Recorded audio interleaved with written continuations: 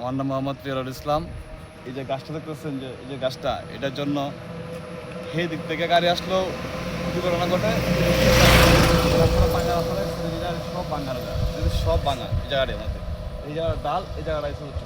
এই জন্য সেই একটা গাড়ি আসলেও সমস্যা, এই দিক থেকে গাড়ি আসলেও সমস্যা। প্রতিদিন এমন কোনো দিন বাকি নাই যে এই জায়গার অ্যাক্সিডেন্ট হয় না। মোটর সাইকেল প্লাস সিএনজি দুইটা করে এমন কোনো দিন বাকি নেই।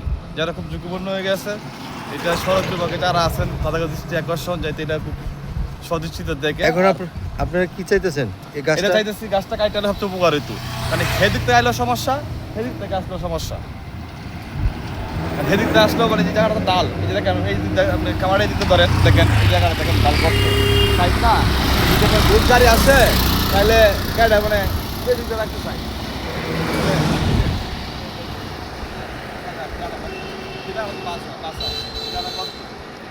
দুধ গাড়ি আসে দিক থেকে, তাহলে এই দিক দিয়ে কত গেলেই জামাল হয়, গাড়ি কাইতে হয়ে যায়।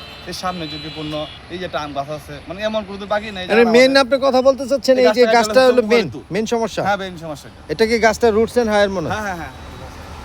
এখন এখন আপনারা কি চাইতেছেন এলাকাবাসী? এই যে এলাকাবাসী কি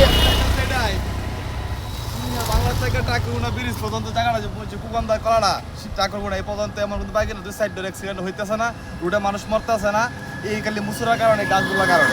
আবেদন, রুট সে যে দায়িত্বে আছেন উনি যদি সদিচ্ছিত দেখেন, এই গাছটা কাটতে দিলে হয়তো আমার এলাকায় অনেকটা নিরাপত্তা হইতো, অ্যাক্সিডেন্ট থেকে অনেক মানুষ বাঁচত। কারণ এই জায়গাটা যে অবস্থা শুরু হয়েছে বর্ষাকালীন দিন, আরও সামনে যে দিনগুলো আইতেছে আরও বিপর্যয় হয়ে যাবে।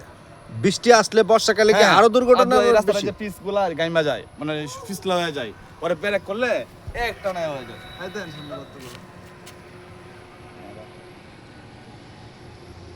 দেন